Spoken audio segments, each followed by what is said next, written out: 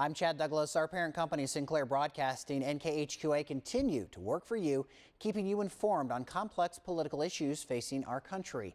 We continue our Connect to Congress initiative with U.S. Representative Darin LaHood from Illinois' 18th District. He joins us via satellite in Washington, D.C. Well, despite the failure for the House GOP to come to a consensus on the American Health Care Act last week, there is still interest in working on health care. What are your thoughts on the AHCA, and what do you think happens from here? I'm optimistic about the process. I was obviously disappointed last week when we had to pull the vote and didn't have an opportunity to vote on fixing Obamacare. But I think it would have been different if we would have had a vote and it would have been defeated. That didn't happen. So I think there's optimism this week as we come back to try to work together and come up with a solution on how we fix Obamacare. Remember, if we do nothing, Obamacare fails. It will collapse. The trajectory that it is on is not sustainable. So we have an obligation to the American people and a responsibility to fix health care.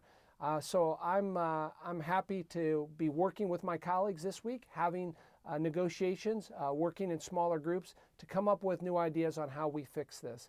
I think what we're also finding is it's much easier to be an opposition party than it is to be a governing party. And now we have we have the opportunity and we have the responsibility of governing and fixing problems. And I think we can do that, but it's going to take a little bit more time to work out some of these differences. Well, President Donald Trump says he now wants to turn his attention to tax reform. What do you think will come from reforming a tax code that has not been reformed since the mid-1980s? I think the American people are expecting us to do something on health care, on tax reform. We have not had comprehensive tax reform in 30 years in this country. The last time was 1986. If you look at our business tax rates, we are the highest in the industrialized world. We're at about 36%. By way of comparison, Canada's at about 22%, Ireland's at 14%. We are at a disadvantage in this country with our tax system the way that it is. Our proposal in the House brings that down to about 20%. I think that's where we'll end up at. But what will that do? That will help generate more jobs and economic opportunities in this economy. We need a growth rate that gets to 2 or 3 or 4% growth.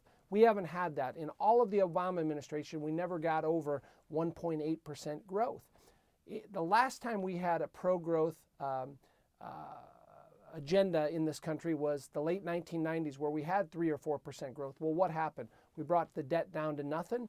We had more money in the federal coffers for infrastructure, for higher education, all those things that we need to invest in this country. Comprehensive tax reform will do that. I think you'll have bipartisan support on this. This shouldn't be a partisan issue. Getting the economy on track at 3 or 4% growth is something we need to work on. Comprehensive tax reform will do that.